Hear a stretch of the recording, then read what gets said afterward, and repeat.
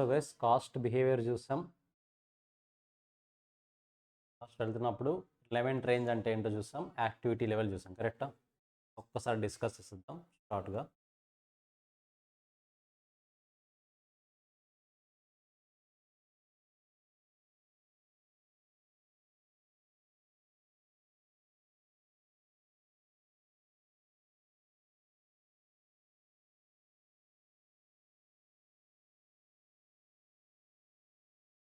మనం ఏం డిస్కస్ చేస్తాం ఫస్ట్ యాజ్ ఆఫ్ నో కాస్ట్ని ఈ పార్ట్స్గా డివైడ్ చేసి చూస్తాం.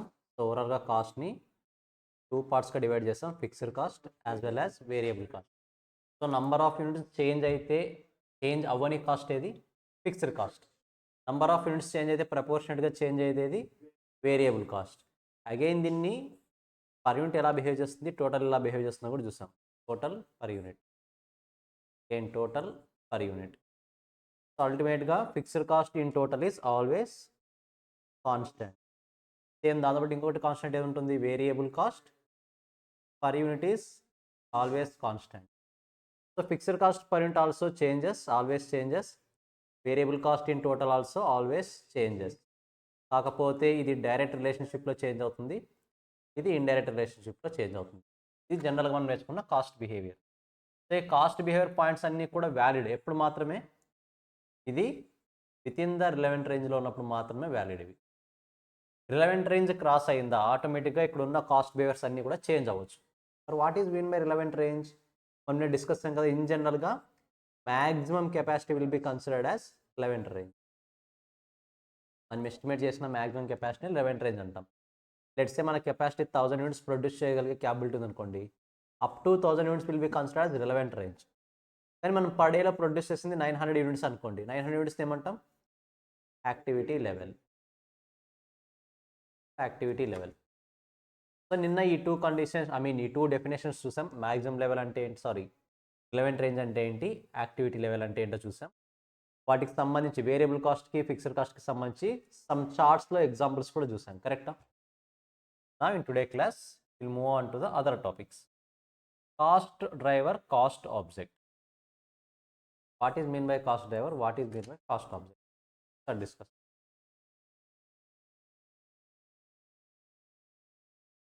గైస్, నేను ఎక్స్ అనే ప్రోడక్ట్ని ప్రొడ్యూస్ చేయాలంటే 10 రూపీస్ అవుతుంది. 1 యూనిట్ ఆఫ్ ఎక్స్ ప్రొడ్యూస్ చేయాలంటే. 2 యూనిట్స్ ఆఫ్ ఎక్స్ ప్రొడ్యూస్ చేయాలంటే ఎంత అవుతుంది? 20. 3 యూనిట్స్ ఆఫ్ ఎక్స్ ప్రొడ్యూస్ చేయాలంటే 10 యూనిట్స్ ఆఫ్ ఎక్స్ ప్రొడ్యూస్ చేయాలంటే 100. కరెక్టా? మీరు అబ్జర్వ్ చేస్తే రైట్ సైడ్ కాస్ట్ అనేది ఇంక్రీజ్ అవుతూ వస్తుంది, చేంజ్ అవుతుంది. ఇంక్రీజా డిక్రీజా సెకండరీ, కాస్ట్ అనేది చేంజ్ అవుతుంది. ఎందుకు చేంజ్ అవుతుంది కాస్ట్ అనేది? బికాస్ నంబర్ ఆఫ్ యూనిట్స్లో చేంజ్ అవ్వడం వల్ల టోటల్ కాస్ట్లో చేంజ్ వస్తుంది. So any factor which effect the total cost is called as cost driver. Nothing but total కాస్ట్ని ఎఫెక్ట్ చేస్తున్న ఏ ఫ్యాక్టర్ అయినా సరే మనం ఏమంటాం? కాస్ట్ డ్రైవర్ అని అంటాం. ఎఫెక్ట్ చేయడం అంటే ఇన్ ద సెన్స్ ఏంటి? ఇంక్రీజ్ అవ్వచ్చు, డిక్రీజ్ అవ్వచ్చు, ఏదైనా అవ్వచ్చు. నంబర్ ఆఫ్ యూనిట్స్ మీరు 1 to 2, 2 to 3, 3 to 10 ఇంక్రీజ్ చేస్తుంటే టోటల్ కాస్ట్ చేంజ్ అవుతుందా లేదా? చేంజ్ అవుతుంది. అల్టిమేట్గా కాస్ట్ అనేది ఇంపాక్ట్ అవుతుందో అవ్వట్లేదు? అవుతుంది. కాబట్టి ఇక్కడ నంబర్ ఆఫ్ యూనిట్స్ని కాస్ట్ డ్రైవర్గా చెప్తాం. ఇక్కడ నంబర్ ఆఫ్ యూనిట్స్ని కాస్ట్ డ్రైవర్గా డిస్కస్ చేస్తాం. సరే ఇక్కడ చూడండి, any factor that effects the cost. Effect అంటే ఏంటి? May increase, may decrease. Example, number of units produced. ఇప్పుడు నంబర్ ఆఫ్ యూనిట్స్ని ఎక్కువ ప్రొడ్యూస్ చేస్తుంటే కాస్ట్ ఇంపాక్ట్ అవుతుందా లేదా? ఇంపాక్ట్ అవుతుంది. Number of units shipped. Guys, 1 యూనిట్ని షిప్ చేయడానికి నాకు 2 రూపీస్ అవుతుంది. 2 యూనిట్స్ని షిప్ చేస్తే ఎంత అవుతుంది? 10 యూనిట్స్ని షిప్ చేస్తే 20. సో ఈ షిప్పింగ్ కాస్ట్ ఎందుకు ఇంక్రీజ్ అవుతుంది? బికాస్ నేను నంబర్ ఆఫ్ టైమ్స్ షిప్మెంట్ని ఇంక్రీజ్ చేస్తాం కాబట్టి. మీరు నంబర్ ఆఫ్ టైమ్స్ ఎక్కువ ప్రోడక్ట్ని షిప్ చేస్తున్నారంటే ఆటోమేటిక్గా డెలివరీ కాస్ట్లు ఏమవుతాయి? షిప్పింగ్ కాస్ట్ నుంచి డెలివరీ కాస్ట్స్ ఏమవుతాయి? ఇంక్రీజ్ అవుతాయి. So number of shipments increase చేస్తే, number of units shipped increase చేస్తే ఆటోమేటిక్గా టోటల్ కాస్ట్ కూడా చేంజ్ అవుతుంది. So that's why number of shipments also considered as cost driver. Change in cost driver will result in change in total cost. Nothing but cost driver change అయ్యిందా, maybe increase, it maybe decrease, ఆటోమేటిక్గా total cost కూడా change అవుతుంది. Increase అవ్వచ్చు, decrease అవ్వచ్చు. సింపుల్గా one వర్డ్లో చెప్పాలి అంటే టోటల్ కాస్ట్ని ఇంపాక్ట్ చేసే టోటల్ కాస్ట్ని ఎఫెక్ట్ చేసే ఏ యాక్టివిటీని అయినా సరే will call it as cost driver. ఏ యాక్టివిటీని అయినా సరే will call it as cost driver. Next one cost object. ఏంటి కాస్ట్ ఆబ్జెక్ట్ అంటే? ఇప్పుడు ఇదే ఎగ్జాంపుల్ తీసుకుంటున్నాను నేను. So 1 unit of X produce చేయాలంటే 10 రూపీస్ అవుతుంది అంటున్నాను. 10 రూపీస్ని డివైడ్ చేస్తున్నా. ఇందులో 5 rupees direct material, 5 rupees direct labour. ఇప్పుడు ఈ 5 రూపీస్ ఈ 5 రూపీస్ ఎందుకు ఇంకర్ అవుతున్నాను నేను? 5 రూపీస్ మెటీరియల్ కాస్ట్ ఎందుకు ఇంకర్ అవుతున్నాను? 5 రూపీస్ లేబర్ ఎందుకు పే చేస్తున్నాను? To produce X. ఎక్స్ని ప్రొడ్యూస్ చేయడానికి. సో ఏ దాన్ని ప్రొడ్యూస్ చేయడం కోసం, ఏ పర్పస్ కోసం అయితే నేను కాస్ట్ ఇంకర్ అవుతున్నానో ఆ పర్పస్ని మనము కాస్ట్ ఆబ్జెక్ట్ అంటాం. నేను ఈ డైరెక్ట్ మెటీరియల్ 5 రూపీస్ ఎందుకు ఇంకర్ అవుతున్నాను? ఎందుకు రా మెటీరియల్ పర్చేస్ చేస్తున్నాను? To produce X. నేను లేబర్ కాస్ట్ 5 రూపీస్ ఎందుకు పే చేస్తున్నాను? To produce X. అంటే నేను ఇంకర్ అవుతున్న పర్పస్ ఏంటి? ఎక్స్ని ప్రొడ్యూస్ చేయడం. So X is called cost object. Nothing but final destination అంటాం కదా, ఏ పర్పస్ కోసం అయితే మనం కాస్ట్ ఇంకర్ అవుతామో ఆ పర్పస్ని ఏమంటాం? కాస్ట్ ఆబ్జెక్ట్ అంటాం. ఇప్పుడు మీరు కోచింగ్ ఫీ పే చేస్తున్నారంటే మీ ఆబ్జెక్ట్ ఏంటి? క్వాలిఫై అవ్వడం. సో సిఏ క్వాలిఫై అవ్వడం అనేది కాస్ట్ ఆబ్జెక్ట్. ఓకేనా? ఎందుకు కాస్ట్ ఇంకర్ అవుతున్నారు, ఎందుకు ఫీజ్ పే చేస్తున్నారు, ఎందుకు ఎక్స్పెన్స్ ఇంకర్ అవుతున్నారంటే to achieve the objective. The objective is called cost object. Anything for which cost data is accumulated. Cost data means accumulated అంటే ఇంకర్ అవ్వడం యాజ్ వెల్ యాజ్ వాటన్నిటిని కూడా add చేయడం. Coaching fee, material fee, examination fee అవన్నీ కూడా add చేస్తాం. ఎందుకు add చేస్తాము? For the purpose of cost object. Example ప్రోడక్ట్ని ప్రొడ్యూస్ చేయడం కోసం అవ్వచ్చు, ఆర్ ప్రోడక్ట్ లైన్ అవ్వచ్చు, కస్టమర్ కోసం అవ్వచ్చు మనం ఇంకర్ అయ్యే కాస్ట్, జాబ్స్ అవ్వచ్చు, ఒక ఆర్గనైజేషన్ బిజినెస్ యూనిట్ అవ్వచ్చు, nothing but branch. A purpose కోసమైనా సరే మనం కాస్ట్ ఇంకర్ అవ్వచ్చు, వాటిని యాడ్ చేయొచ్చు. ఏ పర్పస్ కోసం అయితే కాస్ట్ ఇంకర్ అవుతుందో that will be called as cost object. ఓకేనా? ఇప్పుడు మాధవ్ మెట్రో టికెట్ పెట్టొస్తుంటాడు డైలీ. మెట్రో టికెట్కి అమౌంట్ ఇంకర్ అవుతున్నాడు. ఎందుకు? ఏ పర్పస్ కోసం? To attend the class. So attend the class is called cost object. క్లాస్కి అటెండ్ అవ్వడానికి డబ్బులు ఇంకర్ అవుతున్నావు. ఎందుకు ఇంకర్ అవుతున్నావు? To qualify the exams. So CMA qualify అవ్వడం అనేది కాస్ట్ ఆబ్జెక్ట్. ఏ పర్పస్ కోసం అయితే మీరు కాస్ట్ ఇంకర్ అవుతున్నారో that will be called as cost object. ఏ పర్పస్ అయితే కాస్ట్ని ఇంక్రీజ్ చేస్తుందో ఆర్ ఇంపాక్ట్ చేస్తుందో that will be called cost driver. So just ఒకసారి చదివేసేయండి రెండు కూడా. Just read it once. Guys, online, I hope it is clear. Just read it once.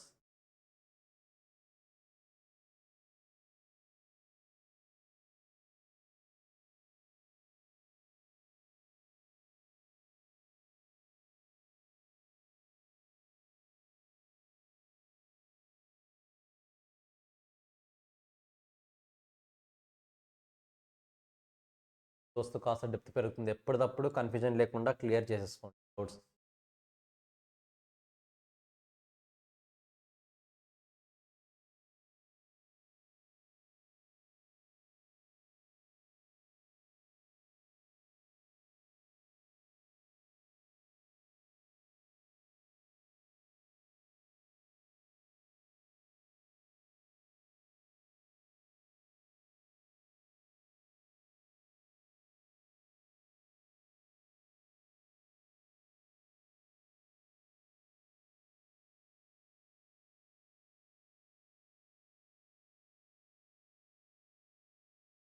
I hope it is clear.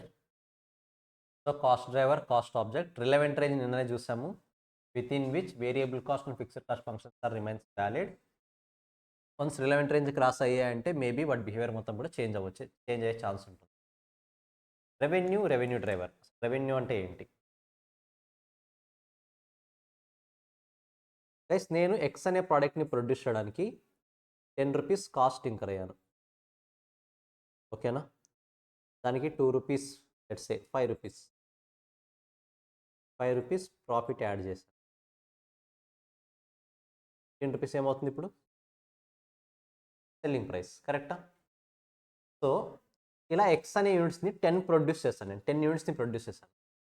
10 యూనిట్స్ని produce చేయడం నాకు cost ఎంత అవుతుంది? 10 into 10, 100 cost. Profit ప్రతి unit మీద నాకు ఎంత వస్తుంది? 5 ప్రాఫిట్. సో టోటల్ 150 రూపీస్ ఎలా వస్తుంది? 10 into 15. కరెక్టా? సో అంటే నేను దీన్ని కాస్ట్గా ప్రొనౌన్స్ చేస్తాను, ఎందుకంటే ఒక ప్రోడక్ట్ని మ్యానుఫ్యాక్చర్ చేయడానికి నేను ఇంకరైనా కాస్ట్, దీని యాక్టివిటీ చేయడం వల్ల నాకు సంథింగ్ రిటర్న్ కావాలి కదా, ఆ రిటర్న్ ఏమవుతుంది ఇక్కడ? ప్రాఫిట్.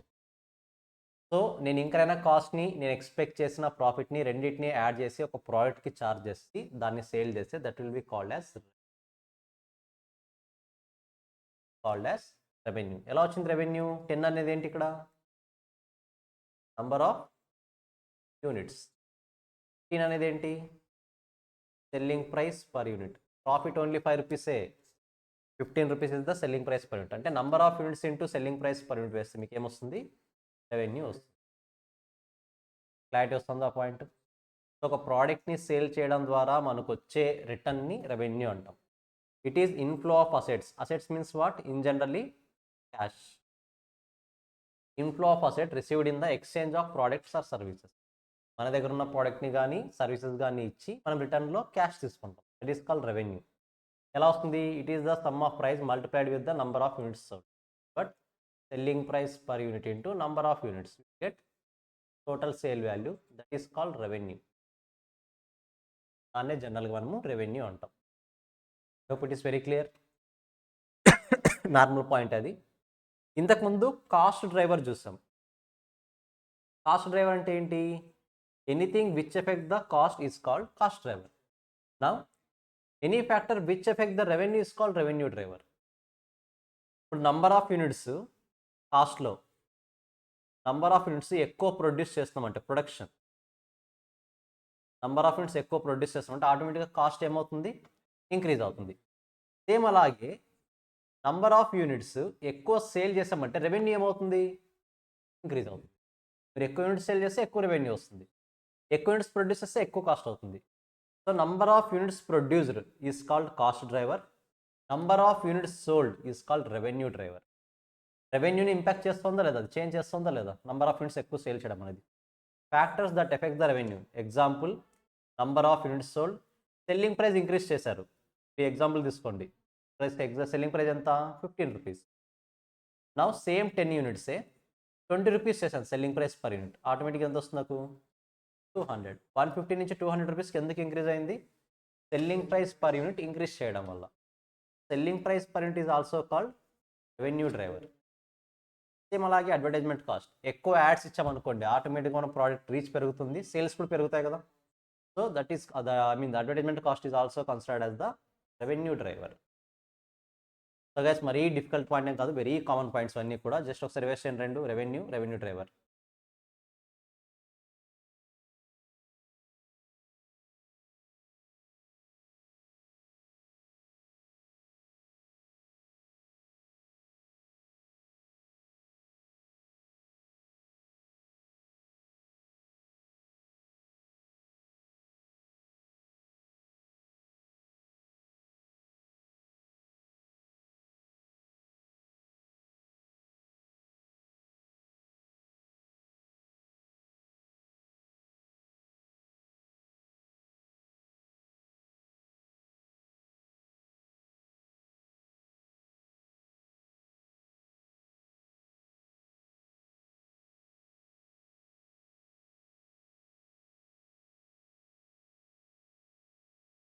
గైస్ ఆన్లైన్లో ఉన్న any doubts?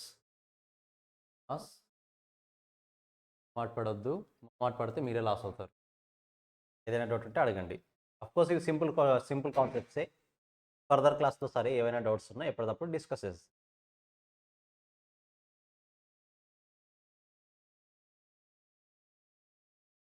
So operating income ఇప్పుడు అవద్దు, let it be for some time, తర్వాత చూద్దాం అది. సో యాక్టివిటీ లెవెల్ ఆల్రెడీ నిన్న చూసాం. It is an output level, that is number of units produced or number of sold during the year. Examples కూడా చూస్తాం activity లెవెల్కి. సో కాస్ట్ బిహేవియర్ ఆల్రెడీ మనం discuss అయిన కాన్సెప్టే. How will react to change in the business activity. Fixed cost in total is always constant, fixed cost per unit is always changes. But ఎలా change అవుతుంది? ఇది inverse relationship. Variable cost in total అయితే changes, direct relationship. Per unit అయితే always constant. తెలిసిన point ఇది కూడా. Now some examples related to variable cost as well as fixed cost. Direct material, direct labor, variable overhead, sales commission, royalty. ఇందులో మీకు కొన్ని terms తెలిసి ఉండకపోవచ్చు, డోంట్ వరీ, తర్వాత కవర్ అవుతాయి. ఫిక్స్డ్ కాస్ట్ అంటే ఏంటి? Depreciation, rent, insurance, salaries, advertisement, ఇవన్నీ కూడా ఫిక్స్డ్ కాస్ట్గానే కన్సిడర్ చేస్తాం. ఎందుకంటే పేమెంట్ అనేది ఎలా ఉంటుంది? నంబర్ ఆఫ్ యూనిట్స్తో సంబంధం లేకుండా ఉంటుంది. వీటివి నంబర్ ఆఫ్ యూనిట్స్ చేంజ్ అయితే ఆటోమేటిక్గా ఈ వాల్యూస్ అన్నీ కూడా చేంజ్ అవుతూ ఉంటాయి. That's why those are considered as variable cost. ఒకసారి రివైజ్ చేసేయండి ఎగ్జాంపుల్స్ అవి.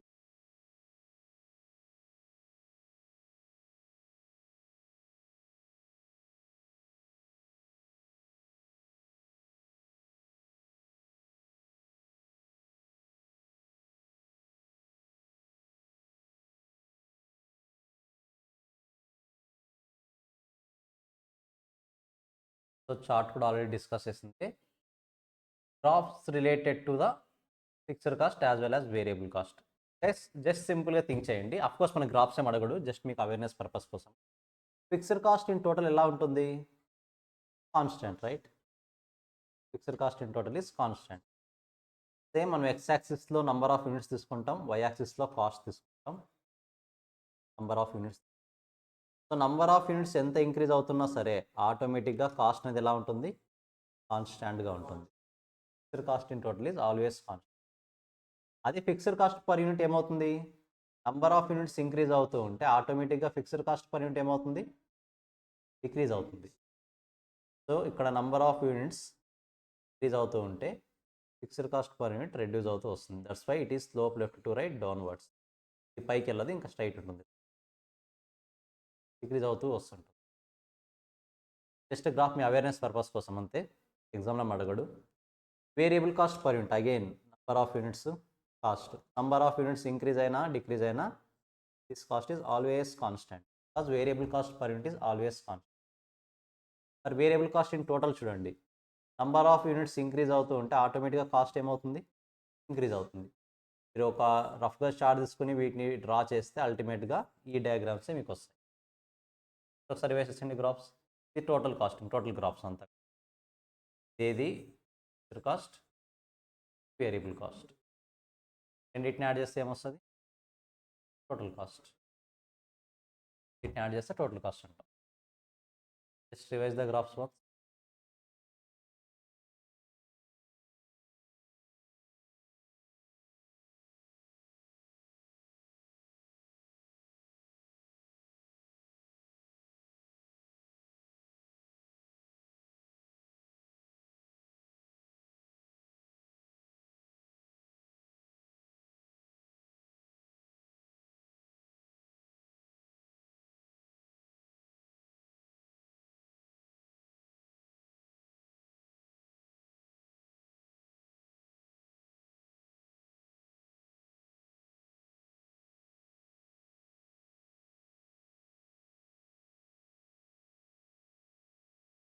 క్లియర్?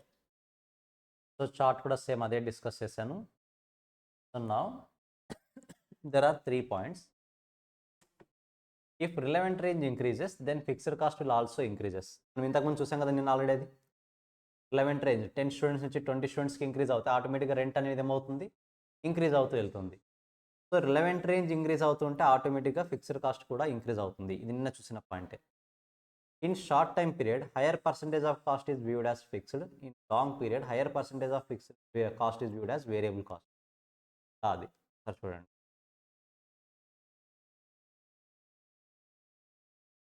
లెట్స్ సే T24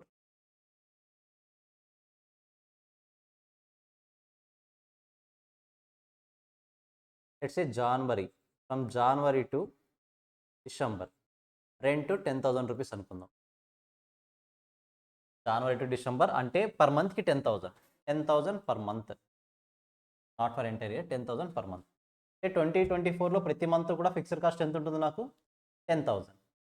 2025 కూడా 10,000 ఉంటుందా? ఖచ్చితంగా మన ఓనర్ ఇంక్రీజ్ చేస్తాడు. లెట్స్ సే 12,000 రూపీస్ అనుకుందాం పర్ మంత్. ఇప్పటి నుంచి మరి Jan to December.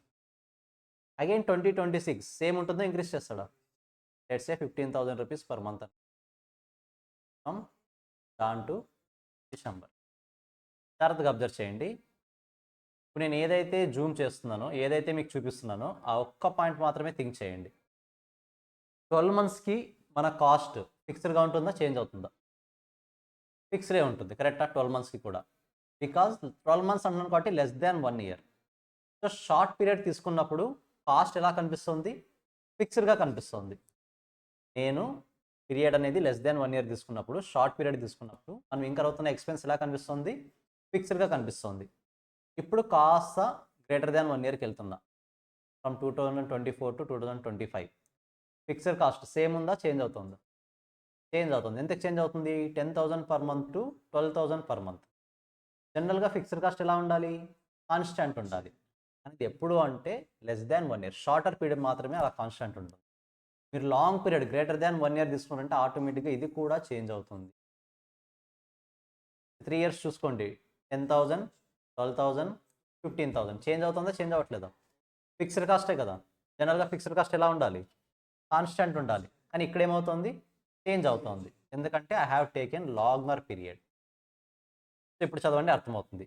In shorter period, nothing but in less than 1 year, hire percentage of cost is viewed as fixed cost. మనం ఇంకర్ అవుతున్న ఎక్స్పెన్స్ అంతా కూడా ఫిక్స్డ్ కాస్ట్ లాగే కనిపిస్తుంది. But in longer period, nothing but greater than 1 year, hire percentage of cost is viewed as variable cost. Change అవుతే variable కాస్టా కాదా? Change అయితే variable cost అని అండి. So very very important for MCQ. Just ఒకసారి 3 చదవండి.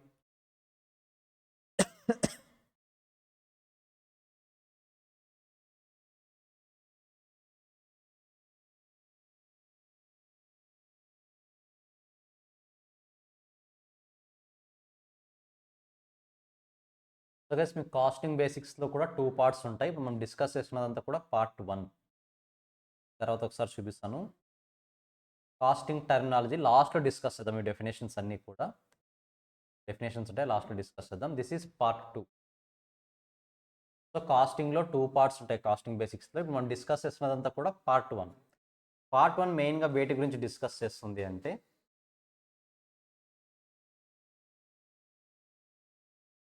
ఒకసారి నా పాయింట్స్ రాస్తాను, ఏమైనా డౌట్స్ ఉంటే అడగండి. సో కాస్ట్ని ఫిక్స్డ్ కాస్ట్గా ఎలా డిఫైన్ చేయాలి, వేరియబుల్ కాస్ట్గా ఎలా డిఫైన్ చేయాలో చెప్తుంది. At the same time per unit ఎలా బిహేవ్ చేస్తుంది, టోటల్ ఎలా బిహేవ్ చేస్తుంది. సో పార్ట్ 1 అంతా కూడా only fixed cost, variable cost మీద ఎక్కువ డిపెండెన్సీ ఉంటుంది. ఫిక్స్డ్ కాస్ట్ అంటే ఏంటి, వేరియబుల్ కాస్ట్ అంటే ఏంటి, దీని మీదే డిపెండెన్సీ ఉంటుంది పార్ట్ 1 మొత్తం. దీంతో పాటు సమ్ డెఫినేషన్స్ ఉంటాయి. సమ్ డెఫినేషన్స్ ఏవేవి? లెట్స్ సే కాస్ట్ డ్రైవర్ అవ్వచ్చు, కాస్ట్ ఆబ్జెక్ట్ అవ్వచ్చు, రిలవెంట్ రేంజ్ అవ్వచ్చు, యాక్టివిటీ లెవెల్ అవ్వచ్చు. సేమ్ అలాగే రెవెన్యూ డ్రైవర్ అవ్వచ్చు, రెవెన్యూ డ్రైవర్ అవ్వచ్చు. అసలు కాస్ట్ అంటే ఏంటి, కాస్టింగ్ అంటే ఏంటి, కాస్ట్ అకౌంటింగ్ అంటే ఏంటి, ఇవన్నీ పాయింట్స్ మనము పార్ట్ 1లో నేర్చుకున్నాం. ఈ పాయింట్స్ అన్నీ కూడా క్లియర్గా గుర్తుండాలి. కాస్ట్ డ్రైవర్ అంటే ఏంటి, కాస్ట్ ఆబ్జెక్ట్ అంటే, కాస్ట్ డ్రైవర్ అంటే ఏంటి? For anything which effect the total cost. Total కాస్ట్ని ఇంపాక్ట్ చేసే ఏదైనా సరే కాస్ట్ డ్రైవర్ అంటాం. For anything for which purpose we are incurring the cost, ఏ పర్పస్ కోసం అయితే కాస్ట్ ఇంకర్ అవుతామో దాన్ని ఏమంటాం? కాస్ట్ ఆబ్జెక్ట్ అంటాం. రిలవెంట్ రేంజ్, సింపుల్ చెప్పాలంటే మన మ్యాక్సిమం లెవెల్, మనం ప్రొడ్యూస్ చేస్తున్న లెవెల్ ఏమంటాం? Activity level. మరి రెవెన్యూ అంటే ఎలా వస్తుంది? Number of units into selling price per unit. తర్వాత రెవెన్యూ డ్రైవర్ చూసాము. ఈ రెవెన్యూని ఇంపాక్ట్ చేసే ఏదైనా సరే దాన్ని ఏమంటాం? రెవెన్యూ డ్రైవర్ అంటాం. కాస్ట్ డెఫినేషన్ చూసాం, కాస్టింగ్ చూసాం, కాస్ట్ అకౌంటింగ్ చూసాం, దీనికి సంబంధించి ఆబ్జెక్టివ్స్ చూసాం, అడ్వాంటేజెస్ చూసాం, డిస్అడ్వాంటేజెస్ చూసాం. These are the related to costing part 1 portion. So part 1లో మీరు అబ్జర్వ్ చేస్తే మనకి ఇంకా కొన్ని ఉంటాయి, డెఫినేషన్స్ ఉంటాయి అన్నీ కూడా. బట్ డెఫినేషన్ ఇప్పుడు కాదు, డెఫినేషన్ ఎప్పుడు అర్థమవుతుందంటే పార్ట్ 2 కంప్లీట్ అయిన తర్వాత again will back to part 1. అక్కడ మీకు డెఫినేషన్స్ అన్నీ కూడా అర్థమవుతాయి. సో సమ్ క్లాసిఫికేషన్స్ కూడా చెప్పింటారు, ఆ క్లాసిఫికేషన్స్ అన్నీ కూడా నీడ్ టు డిస్కస్ 1 by 1. కాస్ట్ని డిఫరెంట్ వేస్లో క్లాసిఫై చేయొచ్చు. కాస్ట్ని ఎప్పుడైనా సరే డిఫరెంట్ వేస్లో క్లాసిఫై చేయొచ్చు. అందులో యాజ్ ఆఫ్ నౌ మనం డిస్కస్ చేసింది fixed cost, variable cost. Semi variable cost కూడా ఉంది, బట్ పార్ట్ 2లో వస్తుంది. అంటే by change in activity or volume, nothing but number of యూనిట్స్ని బేస్ చేసుకొని టోటల్ కాస్ట్ని ఫిక్స్డ్ కాస్ట్గా, వేరియబుల్ కాస్ట్గా డిఫైన్ చేయొచ్చు. ఆ ఒక్క పార్ట్ మాత్రమే మనం ఇప్పుడు నేర్చుకున్నాం. పార్ట్ 2లో ఆటోమేటిక్గా రిమైనింగ్ క్లాసిఫికేషన్స్ అన్నీ కూడా వస్తాయి. పార్ట్ 2లో రిమైనింగ్ క్లాసిఫికేషన్స్ అన్నీ కూడా క్లియర్గా 1 by 1 వస్తాయి. సో ఇంతవరకు నేర్చుకున్న దాంట్లో ఒక 5 minutes టైం ఇస్తాను. జస్ట్ ఒకసారి ఏమైనా డౌట్స్ ఉంటే డిస్కస్ చేయండి. Otherwise will move on to part 2. Part 2లో ఒక చిన్న కాన్సెప్ట్ నేర్చుకుని క్లోజ్ చేద్దాం ఈరోజు. జస్ట్ ఒకసారి రివైజ్ చేయండి ఏమైనా డౌట్స్ ఉన్నాయేమో. Part 1 I hope everyone have your material. Already గ్రూప్లో షేర్ చేశాను నేను. జస్ట్ ఒకసారి రివైజ్ చేసి నేను ఒక 2-3 minutes వెయిట్ చేస్తాను. ఏమైనా డౌట్స్ ఉంటే ఒకసారి డిస్కస్ చేద్దాం. Otherwise will move on to part 2. Part 2లో ఒక చిన్న కాన్సెప్ట్ డిస్కస్ చేసి క్లోజ్ చేద్దాం. జస్ట్ రివైజ్ చేయండి ఒకసారి.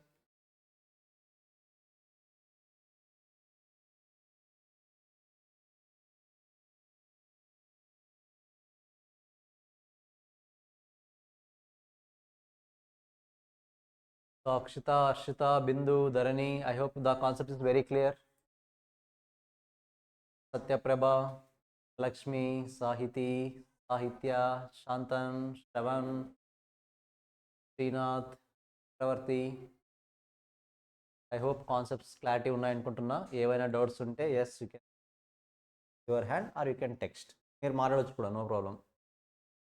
మ్యూట్ చేసి మాట్లాడేసేయండి. వేస్ట్ చేసేయండి ఒకసారి మొత్తం పార్ట్ 1. టెర్మినాలజీస్ అన్నీ గుర్తుండాలి, ఇప్పుడు ఉన్న వర్డ్స్ అన్నీ.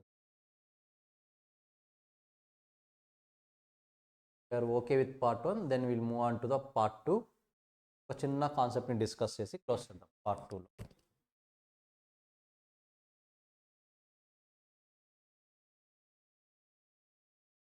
జస్ట్ ఆ టర్మ్ వర్డింగ్ని చూసి రివైజ్ చేసేయండి, క్లారిటీ రావాలి కాన్సెప్ట్.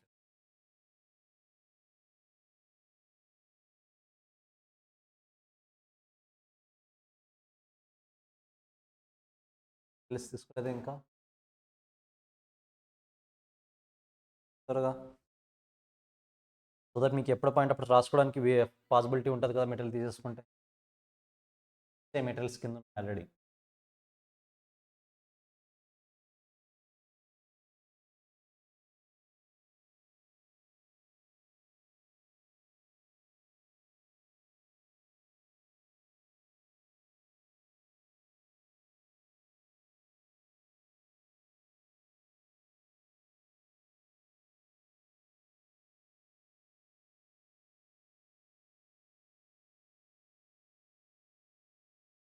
స్టూడెంట్స్,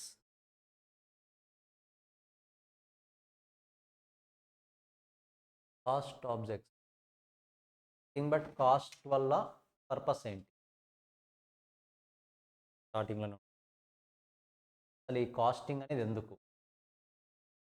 కాస్ట్ ఆబ్జెక్టా, objectives of costing wait? Cost object.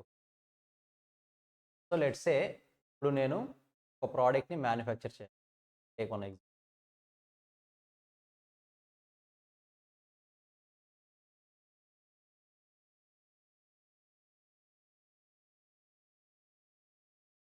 నేను ప్రోడక్ట్ ఏని మ్యానుఫ్యాక్చర్ చేయాలి.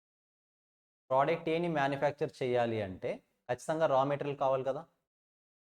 రా మెటీరియల్ కావాలి, యాజ్ వెల్ యాజ్ లేబర్ కూడా కావాలి నాకు. So 1 unit of A produce చేయడానికి నేను 2 kgs of raw material use చేయాలి. Each kg 2 rupees. ఎంత కాస్ట్ ఇంకర్ అవుతాను? 4 rupees. ఒక ప్రోడక్ట్ ఆఫ్ ఏ ప్రొడ్యూస్ చేయాలంటే లేబర్ 1 hour వర్క్ చేయాలి. 1 hourకి నేను 10 rupees పే చేస్తాను. ఓవరాల్గా ఎంత పే చేస్తాను? 10 rupees. అంటే ప్రోడక్ట్ ఏని ప్రొడ్యూస్ చేయాలంటే ఓవరాల్గా నేను ఎంత కాస్ట్ ఇంకర్ అవ్వాలి? 14 rupees. 14 rupees కాస్ట్ ఇంకర్ అవుతున్నాను, కరెక్టా? ఎందుకు ఇంకర్ అవుతున్నాను? To produce A. సో నేను 14 rupees ఇంకర్ అవుతున్న పర్పస్ ఏంటి? ఏని ప్రొడ్యూస్ చేయడం. సో నేను 14 rupees అనేది ఏ పర్పస్ మీద అయితే ఇంకర్ అవుతున్నానో ఆ పర్పస్ ఏంటి ఇక్కడ? A. It is called cost object. It is called cost object. ఇంకో ఎగ్జాంపుల్ డిస్కస్ చేద్దాం. మన ఇక సీఎం అనేది గురించి డిస్కస్ చేస్తాం మనము. మీరు లెట్స్ సే 10,000 rupees ఫీజు కడుతున్నారు అనుకుందాం. It is considered as cost, right? Cost incur అవ్వడం. మనం ఎందుకు కాస్ట్ ఇంకర్ అవుతున్నాము? To get classes or CMA qualify అవ్వడానికి. సో మీరు ఏ పర్పస్ మీద అయితే ఆ కాస్ట్ ఇంకర్ అవుతున్నారో ఆ పర్పస్ని ఏమంటాం మనము? కాస్ట్ ఆబ్జెక్ట్ అంటాం. ఒక హాస్పిటల్కి వెళ్ళారు, ఇంజెక్షన్ ఫీస్ 1000 రూపీస్ పే చేశారు. ఎందుకు పే చేస్తాం 1000 rupees? To get cure. So cure అవ్వడం కోసం కాస్ట్ ఇంకర్ అవుతాం. సో క్యూర్ అవ్వడం అనేది కాస్ట్ ఆబ్జెక్ట్. పర్పస్ అంతే. మీరు ఎందుకు ఇంకర్ అవుతున్నారు కాస్ట్? ఏదైనా కాస్ట్ ఇంకర్ అవుతున్నారంటే వై, ఎందుకు అనే క్వశ్చన్ వచ్చినప్పుడు ఒక ఆన్సర్ వస్తుంది కదా, ఆ ఆన్సర్నే కాస్ట్ ఆబ్జెక్ట్ అంట. I hope it is very clear. So ఇంకెవరు? ధరణినా? Hope Dharani it is clear.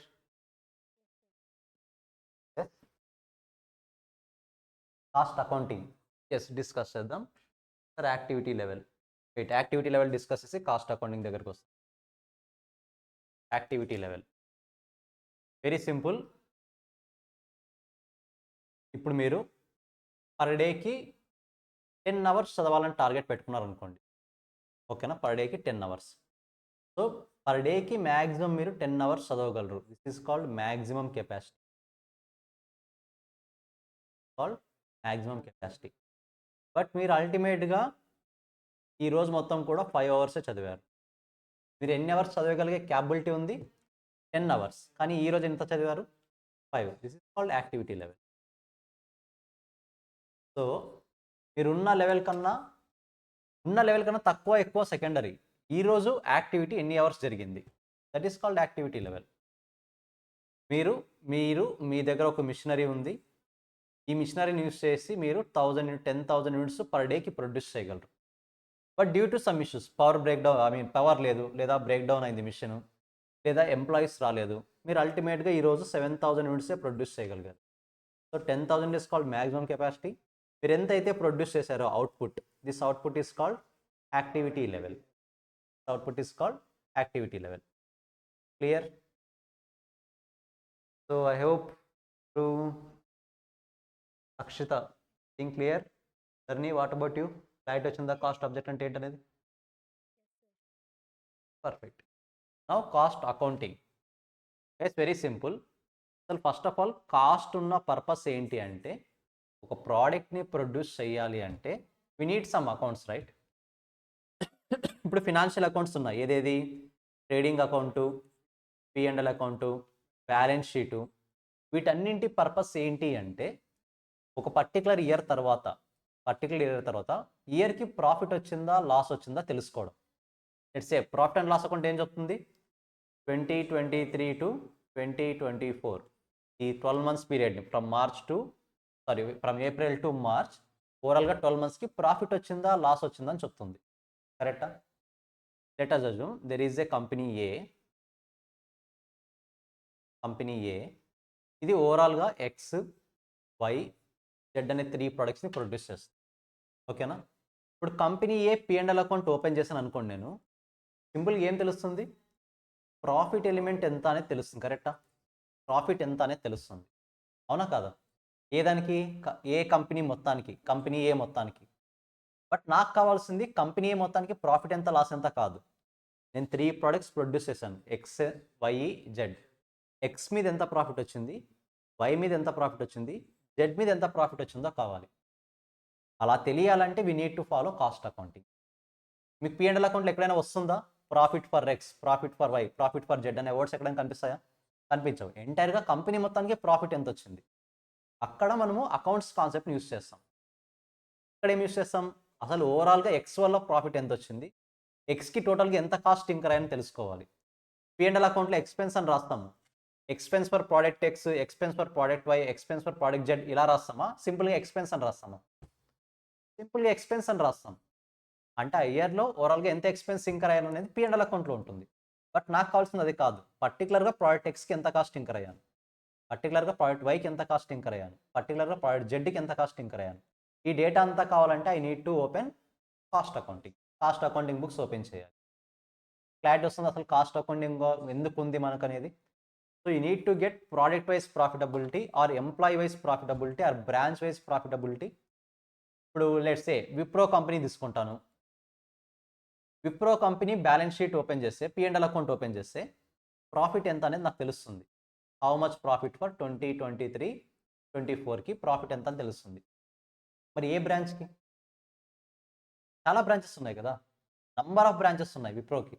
మరి ఏ బ్రాంచ్కో తెలియదు. అసలు ఆ బ్రాంచ్ని ఆపరేట్ చేయడం వల్ల మనకు ప్రాఫిట్ వస్తుందో నెగిటివ్ లాస్ వస్తుందో కూడా తెలియదు. అసలు ఆ బ్రాంచ్ వైజ్కి ఐడెంటిఫై చేయాలన్నా, లేదా ఒక బ్రాంచ్లో ఒక పర్టికులర్ ప్రోడక్ట్ని ఐడెంటిఫై చేయాలన్నా, లేదా ఒక పర్టికులర్ బ్రాంచ్లో ఒక ఎంప్లాయీ యొక్క పర్ఫార్మెన్స్ని ఐడెంటిఫై చేయాలన్నా, ప్రతి ఒక్క దానికి ఆన్సర్ ఇచ్చేది ఏంటి అంటే cost accounting. More over, cost accounting is for internal purpose. Just management ఒక డిసిషన్ తీసుకోవడానికి మాత్రమే cost accounting. Cost accounting accounts అనేది మీకు ఎక్కడ కూడా డిస్క్లోజ్ చేయరు, ఏ కంపెనీ కూడా. కానీ ఫినాన్షియల్ అకౌంట్స్ అంటే ఏవి? P&L అకౌంట్, బ్యాలెన్స్ షీట్ ఇవన్నీ కూడా బయటికి డిస్క్లోజ్ చేస్తారా? చేయరా? So it is called external. Right వస్తుందా? మనం ఏదైతే ఇప్పుడు కాస్టింగ్ సబ్జెక్ట్ నేర్చుకుంటున్నామో this is purely internal purpose. అసలు బయట ఎక్కడ కూడా డిస్క్లోజ్ చేయరు, విత్ ఇన్ ద కంపెనీ ఉంటుంది. మేనేజ్మెంట్ మాత్రమే డిస్కస్ చేస్తుంది పాయింట్స్ అన్ని. బయట అందరికీ తెలియాలంటే they follow financial account. Cost accounting is for only internal management decision తీసుకోవడానికి యూజ్ అయ్యేది. లెట్స్ సే ఇప్పుడు బయటి పర్సన్కి ఎక్స్ మీద ఎంత ప్రాఫిట్ వచ్చింది, వై మీద ఎంత ప్రాఫిట్ వచ్చింది, జెడ్ మీద ఎంత ప్రాఫిట్ వచ్చిందో తెలుసుకోవడం అవసరమా? ఎంటైర్ కంపెనీకి ఎంత ప్రాఫిట్ వచ్చిందో తెలుసుకోవడం అవసరమా? ఎంటైర్ కంపెనీకి ఎంత ప్రాఫిట్ వచ్చింది అది మాత్రమే అవుట్ సైడ్ పర్సన్కి అవసరం, ఇన్వెస్టర్స్కి. బట్ యాజ్ ఎ మేనేజ్మెంట్గా మనకు ఎంటైర్ కంపెనీకి ఎంత ప్రాఫిట్ వచ్చిందో తెలుసుకోవడం ఎంత ఇంపార్టెంటో, దానికన్నా ఎక్కువ ఇంపార్టెంట్ ఏ ప్రోడక్ట్ వల్ల ప్రాఫిట్ ఎక్కువ వస్తుంది, ఏ ప్రోడక్ట్ వల్ల లాస్ ఎక్కువ వస్తుంది, అది తెలుసుకోవాలి. లెట్స్ సే ఫైనల్గా ఒకే ఒక పాయింట్ క్లోజ్ చేస్తాను. We are operating 3 products XYZ. X వల్ల 1 lakh ప్రాఫిట్ వచ్చింది, వై వల్ల 1 lakh ప్రాఫిట్ వచ్చింది, జెడ్ వల్ల 50,000 లాస్ వచ్చింది. ఓకేనా? ఓవరాల్గా ప్రాఫిట్ ఎంత వచ్చినట్టు మనకి ఇప్పుడు? 1.5 lakh. కరెక్టా? P&L అకౌంట్లో ఏం చూపిస్తుంది? కంపెనీకి 1,50,000 ప్రాఫిట్ ఉంది. మంచి కంపెనీ, ప్రాబ్లమే లేదు. ఇది ఇన్వెస్టర్ థింక్ చేసే పాయింట్. బట్ మనం మేనేజర్ పాయింట్ ఆఫ్లో మనం ఏం థింక్ చేస్తాము? జెడ్ అనేది లాస్ క్రియేట్ చేస్తూ ఉంది, మరి జెడ్ని క్లోజ్ చేద్దామా, జెడ్ని కంటిన్యూ చేద్దామా? జెడ్ని క్లోజ్ చేస్తే ప్రాఫిట్ ఎంత అవుతుంది ఇప్పుడు నాకు? 2 lakhs వస్తుంది. ఇది ఎక్స్టర్నల్ పార్టీకి అవసరం లేదు, మనం తీసుకోవాల్సిన డిసిషన్ ఇంటర్నల్గా. సో ఇలాంటి ఇంటర్నల్గా జరిగే ప్రతి ఒక్క పాయింట్ని మనం ఐడెంటిఫై చేయాలంటే వి ఫాలో కాస్ట్ అకౌంట్స్. ఎక్స్టర్నల్గా జరిగే ప్రతి పాయింట్ ఐడెంటిఫై చేయాలంటే we follow financial accounts. Difference తెలుస్తుందా మెయిన్ రెండింటికి ఏంటనేది? So guys, I hope it is very clear. So ఇంకా నేర్చుకుంటాం స్టెప్ బై స్టెప్ అసలు ఏంటి, విత్ ఇన్ ద బిజినెస్లో ఏమేమి జరుగుతుంది, మనం ఎలా హ్యాండిల్ చేయాలి సిచ్యువేషన్ని, ప్రతి ఒక్క పాయింట్ కూడా ఫర్దర్ క్లాసెస్లో నేర్చుకుంటాం. I hope it is very clear guys. ఒకసారి అన్ని రివైజ్ చేయండి. ఎస్, రీజన్స్ ఉంటాయి. జెడ్ని కంటిన్యూ చేయాలా, డ్రాప్ చేయాలా తెలుసుకోవాలంటే we need to follow some techniques. మనకు మార్జినల్ కాస్టింగ్లో ఆ టెక్నిక్ తెలుస్తుంది. ఫస్ట్ లెసన్ మనకు బేసిక్స్ కంప్లీట్ అవ్వగానే మార్జినల్ కాస్టింగ్ స్టార్ట్ చేస్తాము. డైరెక్ట్గా జెడ్ని డ్రాప్ చేయొచ్చా అంటే చేయకూడదు. We need to follow some rules. ఆ రూల్స్ని ఫాలో అయ్యి సాటిస్ఫై అయితే మాత్రమే జెడ్ని డ్రాప్ చేయాలి, అదర్వైజ్ డ్రాప్ చేయకూడదు.